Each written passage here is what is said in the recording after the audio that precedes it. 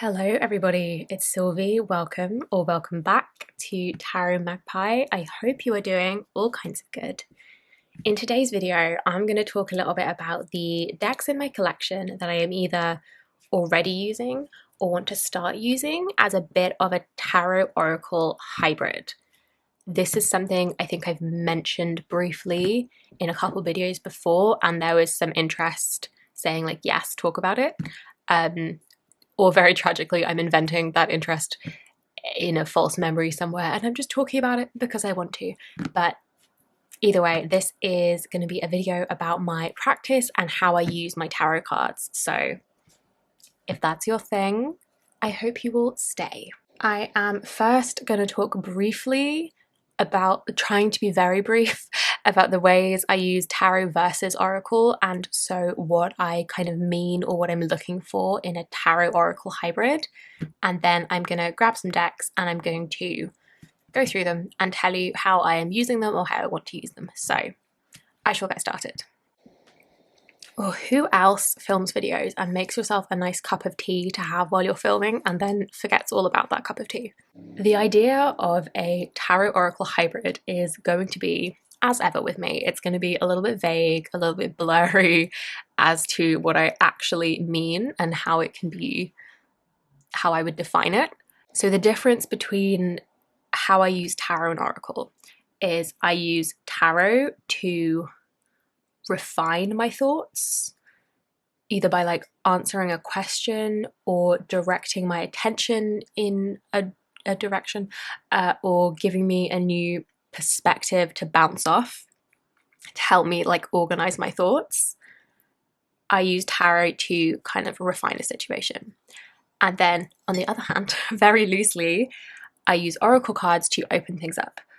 I use oracle cards as spread prompts sometimes to ask questions of myself, or if I'm using in combination with tarot.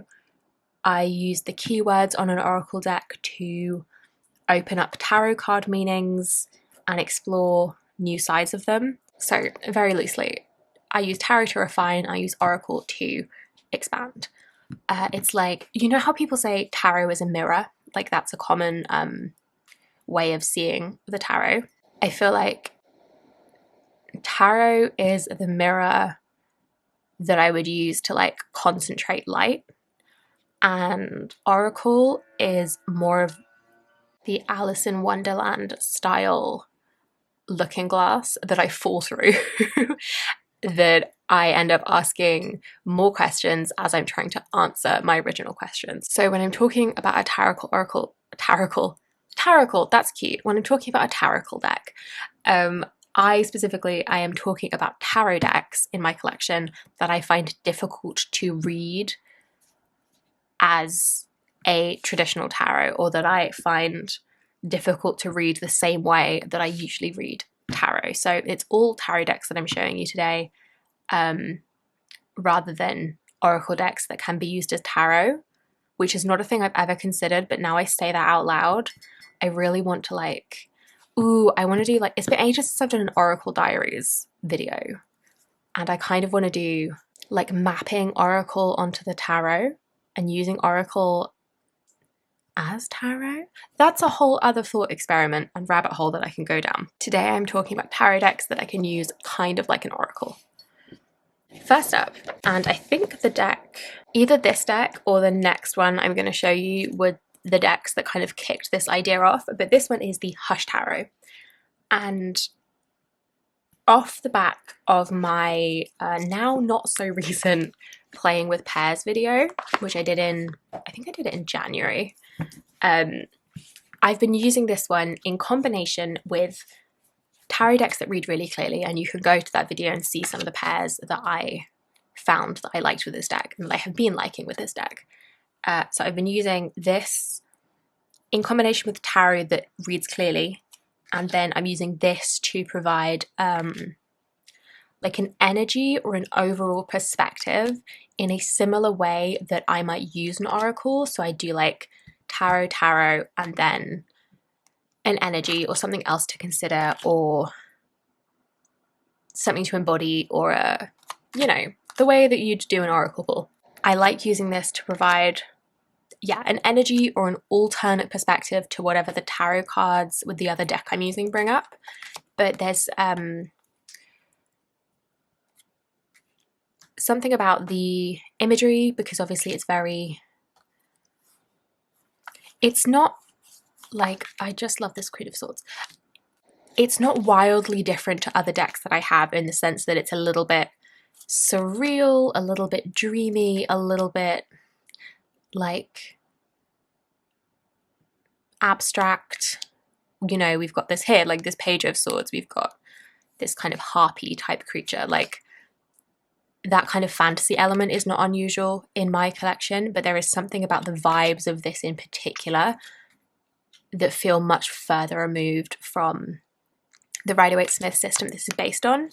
So I like using this as that kind of supplement to a tarot reading, where I can lean more into the tarot energy if it feels like it fits, or I can go a little bit more off just the imagery. Really, it's a very intuitive read, and I suppose that maybe when people talk about reading tarot intuitively, that's what they're getting at. I've never considered it in those terms in my brain. In my brain, I can't not read according to the meanings and the interpretations that I correlate with the cards. So I struggle to read this as a standard tarot because it is so different.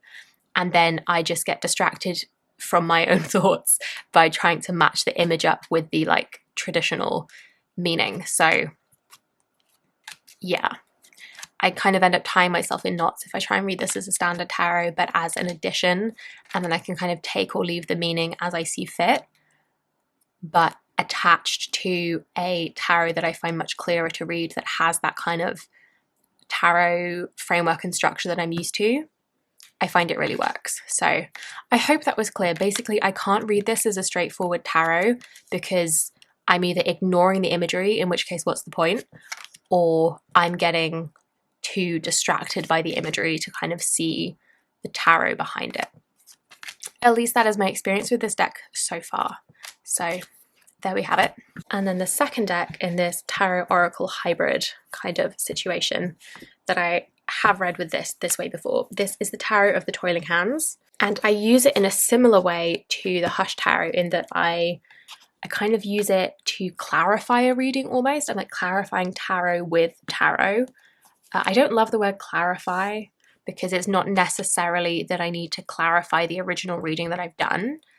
It's more, it just provides another perspective to like cross-reference the other cards with as a part of the reading. Like I do that intentionally from the start. I'm like, okay, I'm going to pull two cards from, I don't know, what's close by. I'm going to pull two Morgan Greer and then one of these to clarify. It's not a decision I make because I'm not understanding the first reading. I hope that makes sense. I hope that I'm clear. So I do like to use, like I say, both of those in that kind of clarifying way. But the reason that I use this as a taracle, which I think is a cute word, and probably somebody has already used, but anyway, I do find the artwork on this really clear. It's a pretty straightforward Rider-Waite-Smith clone. Well, I don't know if we'd use the word clone. People have different opinions about what is and isn't a clone, but it's pretty straightforward Rider-Waite-Smith inspired imagery. You can see a lot of the symbols. Like here we've got our 10 of Cups, we've got our happy little family, we've got a house in the background, we've got the sun shining, we've got our 10 cups. Like it's what you expect to see. We've got our distressed sleeping woman with 9 swords. It's what you expect to see. So it's not that I find the imagery difficult to read. My problem with this deck, and it is very much a me problem, I think it's absolutely stunning. The artwork is so gorgeous. My issue with this deck is that because of the black and white and the way that the line art, this tattoo inspired art is done, there's not a lot of like blank space or big black or white areas or like negative space. It's quite busy, which is the style and is the point and is extremely well done. I'm really not critiquing the art style.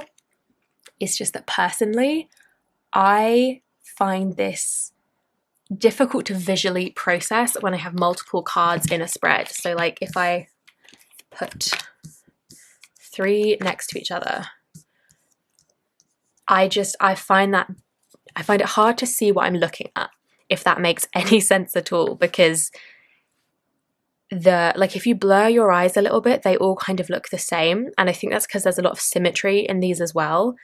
There's not, although black and white is obviously a high contrast combination, when you take a bit more of a zoomed out look at it, there's not a lot of contrast in the composition. Does that make sense? So I find this just a little bit difficult to visually process with multiple cards. And I don't like doing a single, like I could just pull 1 card. And even then it's a little bit difficult to process visually, but it's easier with just 1. But I don't like single card pulls, so that doesn't solve my problem. And I like to use this, like I say, similar to the Hash Tarot, as a little bit of an afterthought. I do also think, because we've got these titles, which I think were created by the creator, these aren't like Thoth titles or anything, like Justice, the Mother of Fair and Just Law, King of Wands, the Glorious Father of Pure Fire Energy, 7 of Wands, Tenacious God of Competition and Dominion. Like, they're really cool titles, and I think you can totally use those as oracle card titles if you wanted. And I've kind of done that before. Like, they're kind of like archetypes almost, like the determined mother of fire and passion, the god of tradition, and the 3 worlds. Like, that's a really cool take. But I also like to use one of these to kind of clarify, give an alternate perspective on a reading that I'm doing with another deck. So that is primarily what I use this for. And I honestly am a little bit heartbroken that I just can't really use it as a normal tarot deck, because I think the artwork is so beautiful. I think that they fit the meanings really well, and I really like these additional titles, and I like how your eye doesn't jump to the title, so you can kind of choose not to read it if you don't want that to impact the way you're reading a spread, or you don't want that to like influence your thoughts on it. But yeah, I just visually I find this one really hard to process, and that is nobody's fault. But I'm glad that I have a way to use this deck regardless, because I think it really is so cool.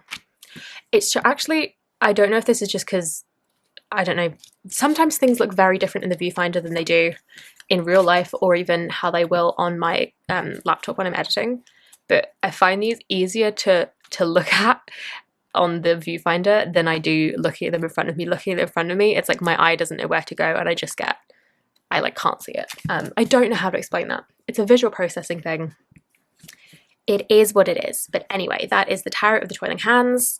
This one is an indie deck, by the way, and this is by a UK creator, but is on Etsy. And yeah, so if you're UK based, this is one we can get our hands on fairly easily. And it is beautiful. And I would recommend it if your brain works differently to mine. Okay, so the next decks that I have to show you, I have not yet used in this way, in this tarot call hybrid way, but I think they are good contenders, and so I'm sharing them with you today. So we have the Raincoast Tarot, which I have spoken about this so many times because I think the artwork is so cool, but it doesn't make sense as a deck because of the different approach to the pentacles and the cups versus the wands and the swords. The wands and the swords are kind of almost bland in comparison. Like, this is the King of Candles, which is wands, Knight of Swords, or like, what was a really kind of obvious? It's like here, this is the 8 of Candles, which is the 8 of Wands, and you can see it's like, it's a cool image. It's kind of straightforward as a composition compared to like the 10 of Pentacles, which is much less straightforward as a composition and is this like chaotic, like there's so much happening, and I think it's so cool, and I just can't get over the stark difference in how the suits have been treated, like 5 of Pentacles, 6 of Candles, 3 of Swords. Like, that's so, like these are from different decks, surely. Like, anyway. And that really gets in the way of me reading it. And I've said this so many times, so I will stop my explanation of it there. But I think that instead, this might be a good contender for a Tarot Oracle hybrid, and I might even take out the suits that I'm less impressed with and just read the imagery. I could even do a chop. Like, the backs would be wonky, but it's fine. I could even do a chop and just be left with the images. I don't know how I feel about that. I don't know. But, like, this is also a bit of a last-ditch attempt to find a way to work with this deck. And if I can't, then I think I just get rid of it, which is a real shame because this was in my first Make Playing Cards order that I ever did. And I'd wanted this for ages. And then I was like, oh, it's like 2 different decks and I don't understand. So, yeah, we'll see. Because I wouldn't typically go for a image-only Oracle deck. So I don't know if I'm just having that idea because it's a way of keeping it, but I still might not end up using it and then I've got just like a chopped up deck, or if I might just give in and send it on its way. But either way, I want to try and use this as a bit of a Tarot Oracle hybrid. I don't know if this would work as a clarifier in quite the same way as the Hush or the Toiling Hands. And I'm not sure why, it's just not giving me that feeling. But I might try and just read the imagery. And especially the more like chaotic looking cards that are less obviously like a Rider-Waite-Smith. Like here, this 7 of Pentacles. Like, this is not a traditional 7 of Pentacles. It really isn't. So I might try and read it just as imagery and see what pops up. I think it might be fun to do that way because I'm a little bit jealous of people who say that they just intuitively read images. Because I'm like, my brain doesn't do that. But I might give it more of a go with this deck and kind of intentionally use it for that purpose. And then if it works, it works. If it doesn't, maybe I move it on. But yeah, that is the Raincoast Tarot. Tarot of Tales is also another contender. And actually, I did a very recent unboxing walkthrough, first impressions, playing with pairs for this. And I think that is also where I mentioned a Tarot Oracle hybrid. Because the images do not always adhere. Some of them really do. Some of them not so much. Like the world doesn't seem like a world to me. And I'm not only going to use this as a Tarot Oracle hybrid, I also want to use it, like, this is very new. This isn't a last resort for this deck, is what I'm getting at. I love this 5 of Swords. I'm going to work with it with the guidebook. I'm going to work with it with some pairs, but I also think it's a good contender for that kind of Tarot Oracle hybrid because I had a really interesting little conversation in my comments section with somebody about the 8 of Wands, because in my first impressions, I was like, I do not see this as an 8 of Wands.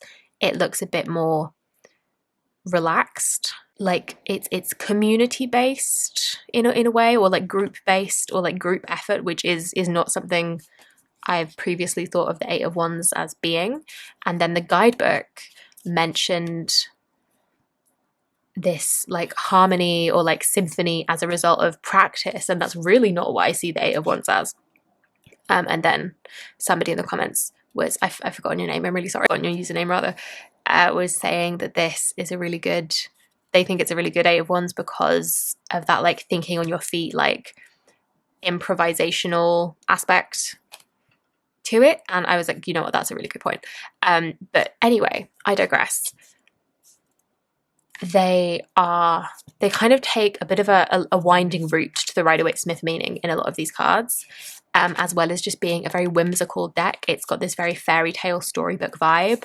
Like, again, this 9 of Wands, I don't immediately see 9 of Wands from it. So I think it might be another one to pull as like an intuitive, I've complained about this 9 of Coins, but moving on, as a more intuitive, like, what can I get from the meaning if I was telling a story from the images, what would that story be? I think this would be fun to just pull 3 cards and like tell myself a little story from the images in answer to a question and just see what that brings up. Just, you know, have a play, which I love doing. A lot of my daily, you know, every day, not necessarily every single day, but a lot of my everyday practice is kind of just playing with cards, because I don't have like big significant questions to ask the cards like all the time. My life is not that dramatic, thankfully. So a lot of it is just playing with the cards and seeing what they bring up and, you know, thinking about stuff in a fun way is a lot of what I use the cards for myself. And I think this would be a particularly good deck for that. And I think maybe again in this kind of clarifying way, it actually looks really beautiful with the Hush Tarot. Maybe it's like a clarifier, but I don't know. I just think this is a good contender because it's far enough removed from the Rider-Waite-Smith imagery in a lot of the cards that my mind doesn't instantly go Rider-Waite-Smith. And like some of the associations are a fun twist on the Rider-Waite-Smith. Like I remember I mentioned in my walkthrough, I love that this Empress is planting and is taking a much more active role in that creation than a lot of Empresses we traditionally see. I think that's a really cool take. So yes. And the guidebook as well is really fun for this, and I think it would be fun to use this as an oracle and the guidebook messages as oracle messages, which was why I made a point of clarifying the way I use tarot and oracle differently, because you could use any card for anything, but when I use tarot, it's trying to refine down a little bit. When I'm using oracle, it's because I want it to be very expansive, so I can read the guidebook with either of those approaches in mind. And then the last couple of decks I wanted to just mention are some keyword decks. So this is my Still Without a Button Voyager Tarot. I crocheted this pouch. I'm really proud of it. The Voyager Tarot has keywords. As you can see, my white balance is extremely unhappy, and I apologize to it. So this is the Voyager. And let me back up. So keyword tarot decks, I think, are a good contender for a tarot hybrid because they've got keywords on them, much like an oracle, but they're a tarot structure like a tarot. Not all keyword decks would work for this, I think. Like for instance, just because it's over here, because I've been working with it during Aquarius season, the Navigators Tarot of the Mystic Sea has keywords, but they make a lot of sense. 5 of Swords, destruction. 9 of Pentacles, acquisition. Like, this is a tarot deck with tarot keywords. Some of them are a little bit cool and like not what I would initially think, but it's a tarot deck. And it doesn't necessarily lend itself to being used as this hybrid kind of thing more than any other Rider-Waite-Smith base deck would be. Not saying you couldn't use it like that, but it's not one that's jumping out at me to be used like that. On the other hand, something like the Voyager Tarot is much less of a traditional tarot. It's already a step removed from the Rider-Waite-Smith, for instance. This one is actually a couple steps removed, intentionally by the creator, James Wanless. It's not restructured, but the meanings of the tarot have been reworked a little bit. There is a whole big guidebook that you can buy separately for this, which goes through it. It's really, really cool. I like the structure that it's got.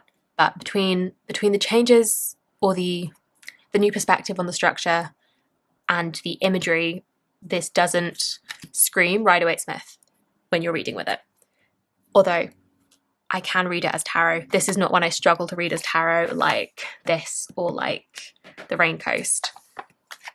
I can read it as tarot, but I think it also lends itself nicely to this kind of hybrid situation. So the majors don't have keywords, so if I was going to do this I might take the majors out, but the minors have keywords. We've got 3 of Wands, compassion, Ace of Worlds, which I think is Pentacles, success, and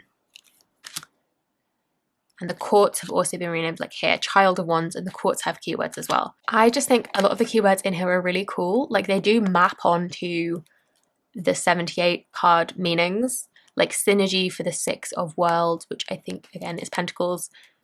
Yeah, because crystals is swords, and then we've got wands and cups, called wands and cups.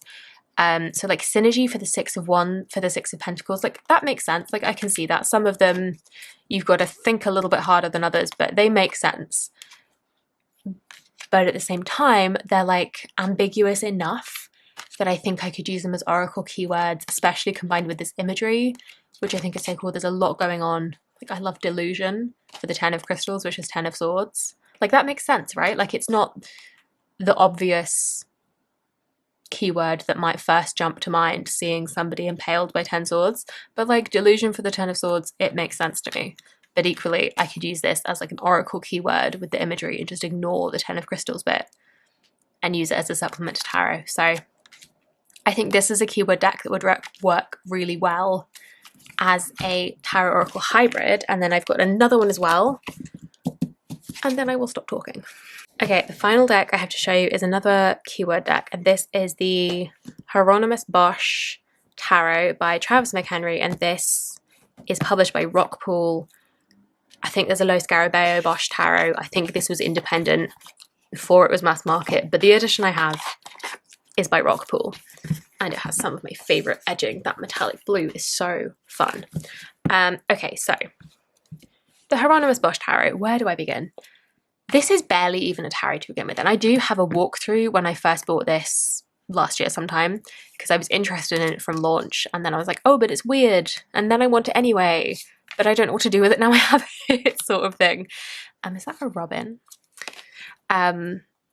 So this is barely even a tarot. It's got 78 cards, 22 with Roman numerals, do more or less, if I remember correctly, like 9 illumination with the lamp, revelation, knowledge. That's a hermit. Okay, like the majors kind of make sense. The rest of it does not. The rest of it does not map onto traditional tarot. Like we've got the 7 deadly sins, and then we've got these courts, these like kind of big courts instead of pips. We've got extra suits. So there's like Baron of Coins, King of Berries, and it's all based on Hieronymus Bosch's artwork. It's a reimagined tarot, as if Hieronymus Bosch was asked to create the first tarot deck, what that might have looked like based on the Garden of Earthly Delights. It's really cool. It's a really cool concept. I love how weird and wonderful it is. And each card has keywords. So here we have Queen of Skates. We've got this bird thing with skates and a letter. Like it's bizarre.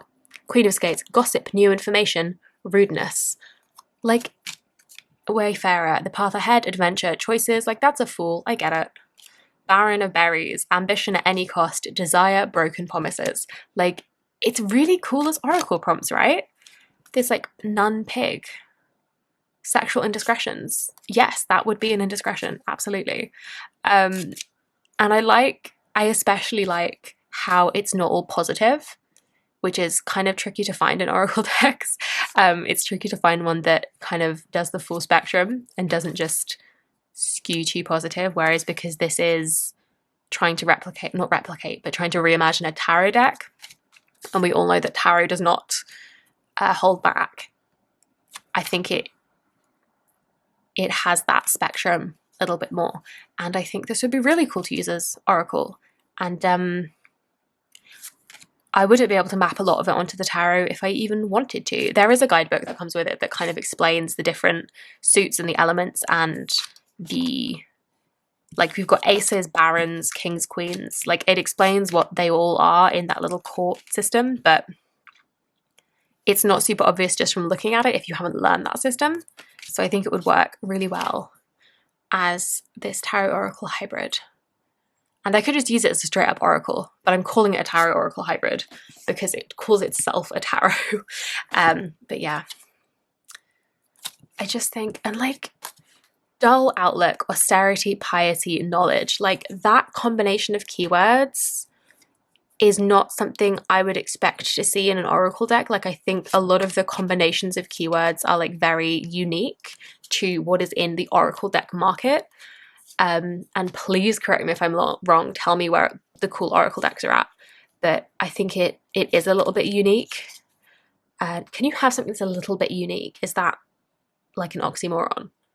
Or just grammatically incorrect? But anyway, I just think it's really cool, and I have been neglecting this. I want to use it. I'm going to use it as an oracle, and I think that'll be really fun. So, Queen of Books. Iconic. Alright then, I think that is about everything I wanted to share with you today. I hope this has been interesting. As ever, when I film a video like this, I am now inspired to go away and use these decks. That's why I film so many like little deck collections or like selections based on a theme. I love doing it. I love to curate. I love to collect. And then I get really excited and I want to use my stuff. So I now want to go away and use all these. Let me know what you think. Let me know if you have tarot decks that you use like this, or if you have tarot decks that you've been struggling to use and think you could use in this like hybrid way. Let me know what they are, because I'm nosy. There's a siren. The siren has passed. I will wrap up this video. So thank you so much for joining me today. I hope you've enjoyed this. Like I said, let me know what you think. Let me know what decks you think would fit the bill, because I think this is a cool concept, a cool way to play with tarot, and I'd love to know if you do something similar. If you've made it this far in the video, thank you so much for joining me. I really hope you've enjoyed.